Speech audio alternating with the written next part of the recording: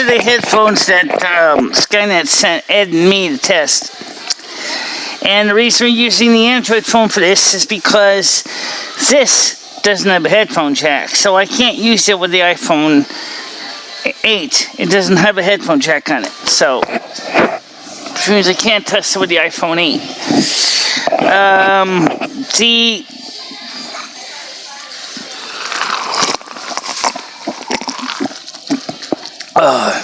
Okay, so I don't even know if this is working. It should be working. The problem is that because this doesn't have a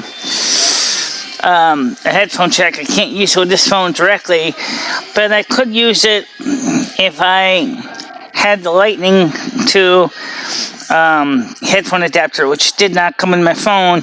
And even if I did, it won't work with this case because this bulky juice box phone case has a micro USB connector on it instead. So I don't think they make a headphone to micro USB adapter. At least I've never seen one. Maybe they have one, I just never seen it. And so I can't tell you if that works or not because of that reason. These headphones work with the MacBook, they work with the desktop Mac Pro, and they work with the Android phone. My Android phone should work with my other iPhone, the 4S, which I should have brought with me because at least I could test them with the 4S instead, but I didn't. So I just got here, thanks to my brace in my leg, it's easier to handle that. Let's see.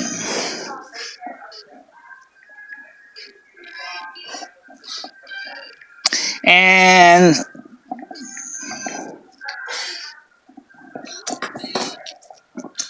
just trying to get things done here. What's the newest message here?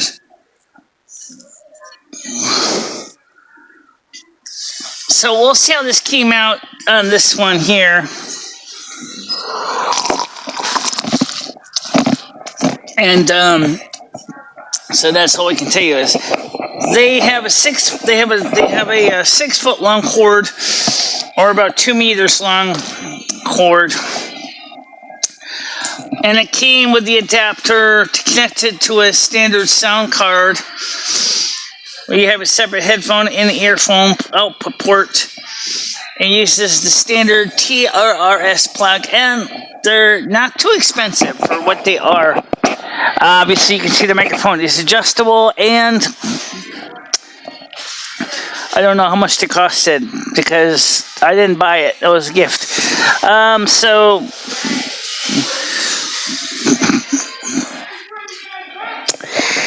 Anyway, that's all I can tell you about the headphones is that they seem to work, and so now I'm going to see how it sounds. Let's just tap this here.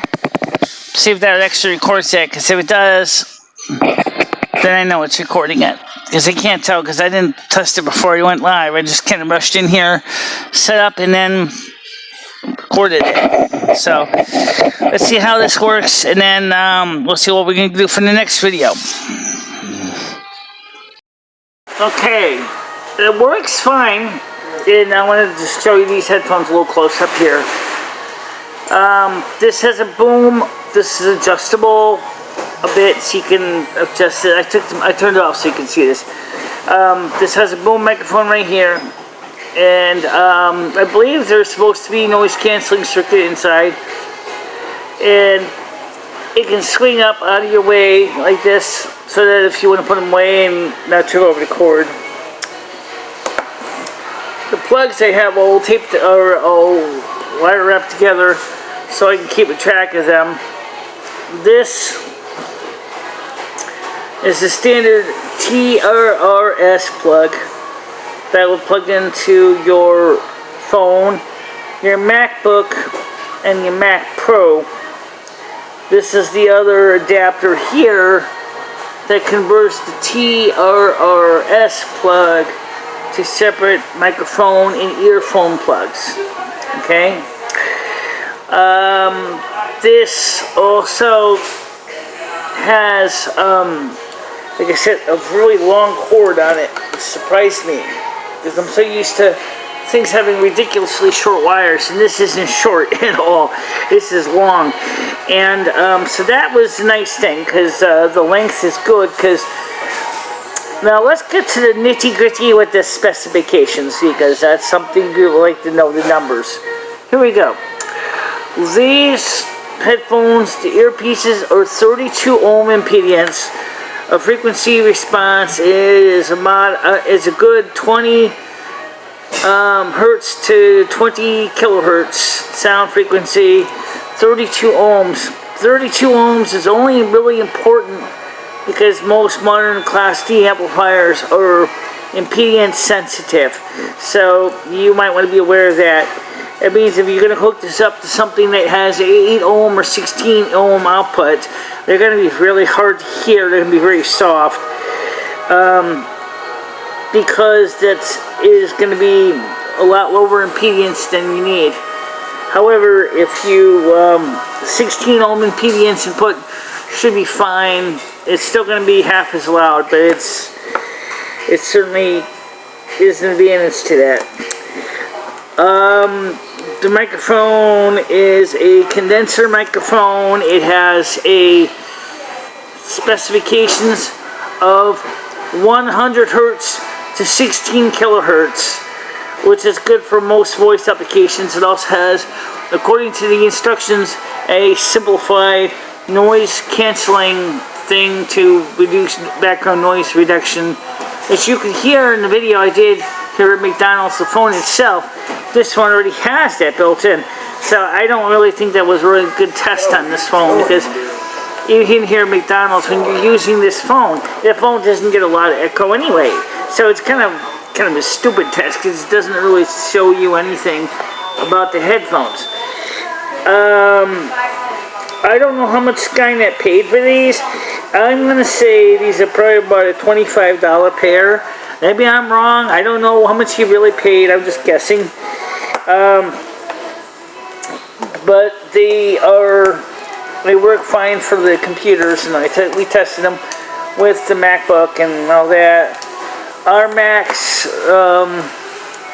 don't seem to be as loud. I think that they're designed for different impedance, but they certainly work fine for that. I plugged it also into the USB to our headphone, to USB dongle adapter, and it worked too. So that proves that works also in the USB dongle, and that makes it nice for testing purposes, that you're going to be able to hear the sound and stuff, and it's going to play well. What's this? Markup. Oh, somebody clicked on something on my other phone here. Okay, so basically it's just pretty much what it does.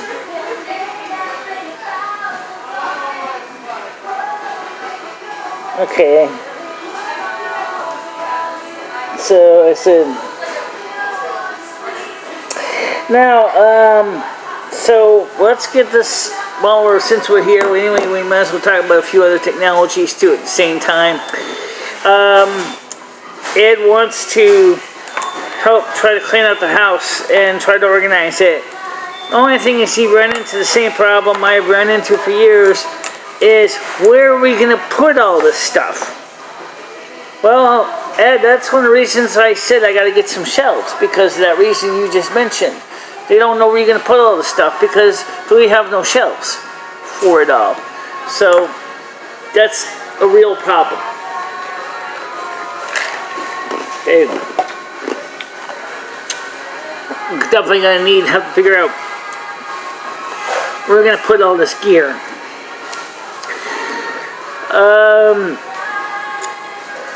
Yeah, you know, that's definitely going to be a problem.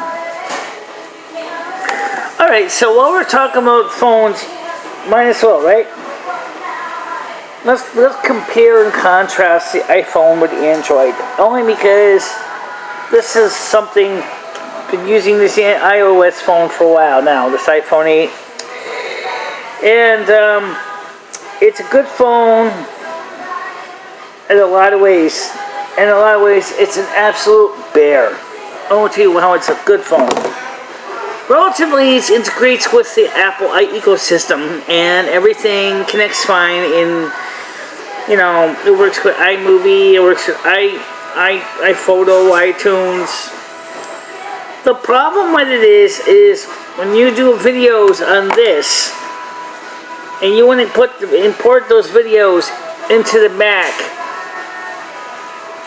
it's a two-stage process. First, you have to dock the phone into photo and export or import the videos from the phone to the computer. And you know what? Photos is fast, but videos are stale. Alright? Absolutely stale. Now, especially if they're longer video, like 30-40 minute videos, then they really are stale. Okay? But the worst speed problem comes in step 2, which is now you have to export the videos from photo or iPhoto to a form that you can import to Final Cut Express, Final Cut Pro or Final Cut Express. That's when things really slow down, because now you have to wait for the computer to do whatever it's doing to the videos to make them importable. And I never understood why it has to take so long. I don't know. Is it removing all the geotagging? Is it... What's it doing? I don't know. I don't know what it's doing. But it just takes forever. Okay? Phone calls. I like the idea that I can easily block phone calls without having to depend on the... my provider's app to do it, because I get so many scam phone calls, it's ridiculous how many I get a day. I get hundreds of them. And so my phone is set up right now is do not ring through if it's a number that's not in my address book. So if it's an alien number, it's not going to ring through. So that's an advantage. This phone here, with Android phone, though I don't know if I have the function. I might have it. I have to look. This is the Aristo. This is the newer Aristo phone. The other one had a bootloader problem, firmware problem. I think it needs to be really reflashed, and I don't know if the other phone is fixable. Not by me, anyway. Maybe some phone professional can reflash the bootloader and totally get back into operating condition. But for a phone that's over 60 years old, that's really kind of, you know, laughable to do that, considering that you can get a phone like this Aristo. This is a T-Mobile branded phone, and it works fine. It also uses a removable battery. I insisted of having an LG phone with a removable battery, and it turns out this uses the same battery, the same case as my original Aristo, so I didn't have to throw the case away. They just slip the phone in and everything lined up, microphone holes, headphone holes, everything. Charger holes, camera holes. Well, that's a major importance to me. Of course, this uses an SD card, so I can also take these videos, SD card out of the phone if I really want to, and put it in an SD card reader, plug it into the Mac, and boom, we're done. That's another option. You can't do that with the iPhone. The iPhone does not have an SD card slot. So you can't take things out of the iPhone by putting them on an SD card and bringing it in the computer. I mean, there is an adapter. If I was using the without the Moofy juice box to plug in, that would actually let me put into your flashcards into an external lightning supported reader, but that's not this phone, okay? Because of the case. I was thinking out of the case, it would work, okay? I couldn't find a rose gold phone case, so what I did,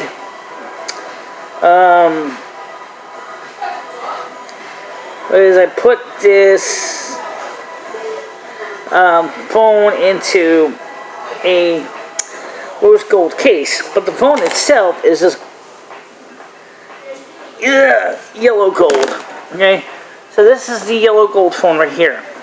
Okay, now, like I said, the loss of the headphone jack, to me, is a bit of a problem. Look how thin this is. I mean, my God, I would drop this phone in a microsecond. So, this, you see here, it has a little lightning connector here, and it just slides in. And when it does that, it makes connections, and it works. Okay?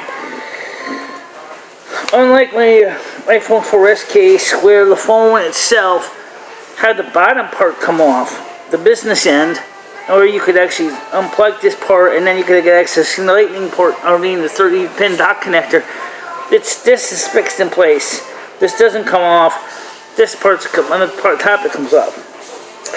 Like all iPhones, this has a little volume switch on the top, and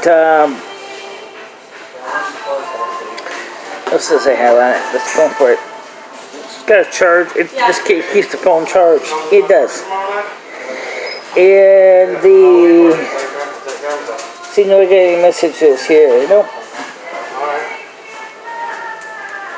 Now I mailed out another set of ears today. And the reason is because McHenry Cruiser wanted the ears. So I said, okay. Because the Kristen Ruff never got back to me. And so I figured maybe if Kristen Ruff wants to try to go for another contest in November when we'll have some more ears, we'll put them up in November for her to bid on the ears in November. So that's an option too. For Kristen, or even maybe McHenry might want a brand new pair of ears if he's on the show for the contest. The same guidelines as before. Idea is to try to get 20 plus people and see if we can get more people on the show. Okay, it's not really that hard of a deal. Really, 20 people. This morning we had like 16, 17 people. 20 people should not be a problem for a night show. People were asking if we're going to have any more night shows besides Saturday. I'm thinking about it. Perhaps we can have another night show on Wednesday night, 7 o'clock. And the reason Wednesday is because that way, because that's Saturday, we got the Sunday on Discord, and Monday is always chaotic. No one ever gets it right on Monday. So Tuesday would have been better, but then it also made sense to do a show on Thursday. But I'm not doing the show on Thursday. So, and I'm not doing the show on Friday, so Saturday and Wednesday. So maybe next Wednesday at 7 o'clock we'll have another night show. Take over the Saturday show. But here's the deal. I gotta make sure there's gonna be enough people coming to the show to make it worth my time. So if you're really interested in being part of that, show up here on Wednesday at 7 o'clock. And let's see how many people show up and see how it goes from there. Right now it's a really nice day outside, so I walked up here with my brace on my leg. My leg was a little tired. Wasn't excruciating or anything, but it was just tired. Because the brace helps my leg to keep straight. So I don't have to work as hard to keep it going. And I figure it'd be better than doing nothing. The sad truth is there's no tool on the Android phone to combine video segments together, and I really wish there was, because it would have made a big difference if I could take two videos and put them together. So the first video could have been with the headphones, and then the second video could be without the headphones, and then just stick them together. We can do that on the desktop. Again, that's the other reason I'm doing this video on the iPhone or on the Android phone, because it's so much faster to import videos. It's ridiculous, because all I do is I plug this phone into the computer, And right there, the first thing it asks me when I open up the Android copy app is, okay, here's your pictures, which folder are you going with? I go to SD card, DCIM, camera, and I look for the videos with the dates of today. I select both videos, and then I copy it to the untitled folder. And then from the untitled folder, I can either use MP3 stream clip or MPEG stream clip, or if I want to do more fancy, I can use Final Cut Pro X and put those together that way. That's another option. Because to do that with this phone, with the iOS phone, as I said, it's a two-step process. One, you got to import it using the Photos app, and then once it's in the Photos app, then you got to export it again into the folder of your choice as an MP4, and then from there, you have to then take the MP4 and edit that, and then put that up. But it takes, for some reason, copying pictures from iPhone or from Photo or iPhoto to export it to where you want to put it seems to take forever. Don't ask me why. But videos it does, and photographs it don't take as bad, but videos are a lot of work. I think one of the reasons is that this thing is using some kind of a newer recording technology, which still doesn't fix the camera shake problem, which I do have a solution for the camera shake problem. What if you take, like, the guy says, I made a thing, where he tested something similar. He wanted to put his GoPro on his robot lawnmower. And when he put it on top of the engine cowl, the thing shaked like my walker does.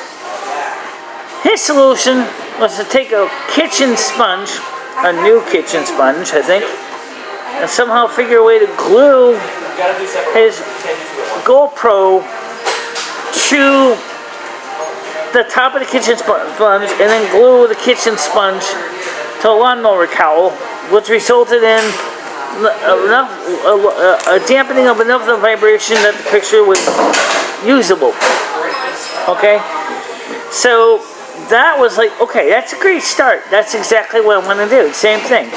That way I can, but I didn't want to use a kitchen sponge because kitchen sponges, yeah, they get hard. They don't stay soft unless you keep them wet, and that means you got to keep them in water, and then you don't want to have water in your electronics or your phone. So I went ahead and I started looking for dampening solutions to silence the shake.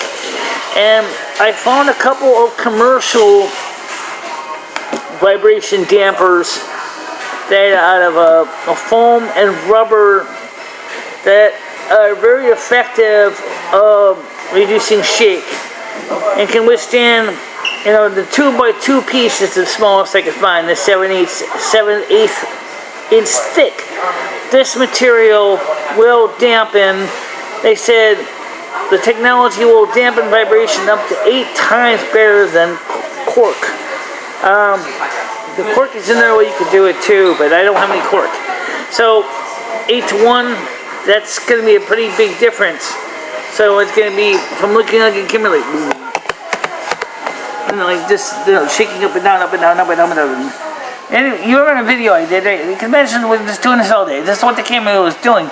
I know, I'm kind of exaggerating. It's like this, So basically, what it does is I have to make a little gimbal type thing that's going to absorb the vibrations from the wheels. There, there's my finger shape. This is the wheels. I'm over-exampling, so it doesn't, as you can see what it looks like. So that instead, the pad is going to be like, absorb all that shock between the camera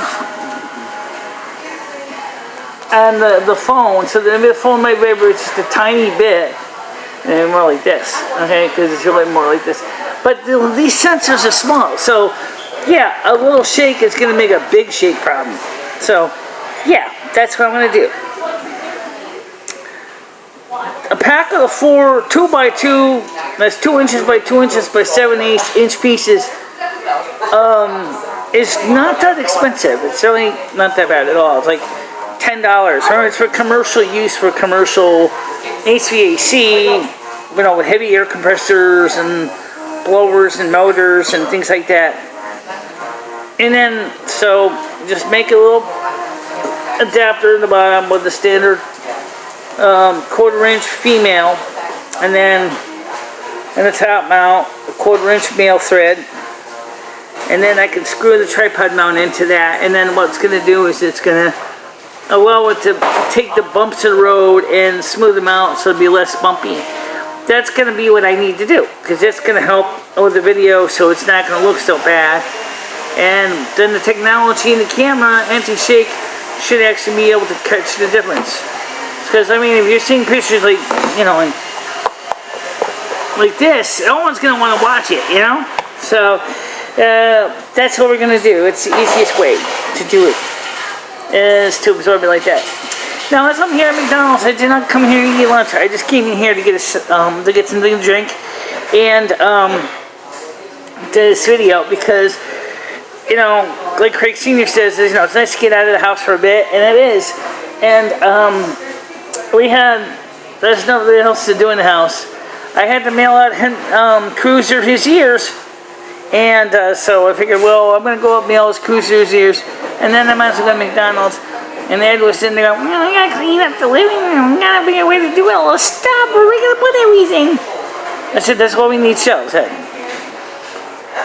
I said, we need shelves. I can't bend down that much anymore. I did have to get underneath the table to loosen up the Christmas tree screws that were holding the Christmas tree to the table. I said, I don't know where we're going to put the Christmas tree now in Christmas time. Well, I said, for right now, I can put it on top of your Bose speaker. I said, yeah, it'll stay there as long as the cat doesn't knock it over. But, guys, I can really use help cleaning my house. Seriously. I can't do it anymore. Not as good as I used to. So, hey, if you feel like coming to Winston to help me out, that'd be appreciated. Okay. Alright, so that's it.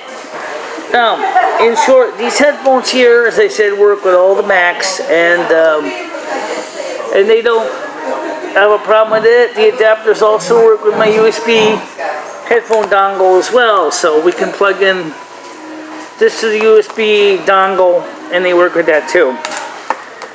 It's my wiring closet, the metal cabinet. You look at, say, you got boxes and boxes of cables down there. I said, yep, I sure do. I could easily sell all those cables on eBay for about 10 cents, 20 cents a piece. And I bet somebody would buy them. Really, anything just for the copper content is probably not worth much, but most of the cables themselves are not really that special. But don't forget, I keep a lot of stuff because I do use them a lot of times. Sometimes I'm the one you go to when you can't find a cable. And Michelle, I need a mini USB to USB cable. Oh, okay, I got 5 of those. There you go. Which one? Well, this one, this one, this one, this one, this one, and this one. Because we use a lot of different cables for different things around the house. And same thing with power adapters and things like that. Got lots of different kinds of power adapters that we use as well. Again, for different applications. But anyway, that's it for now. Just wanted to say thanks for watching, guys, and I will see you later. See you tomorrow. Okay? Bye-bye.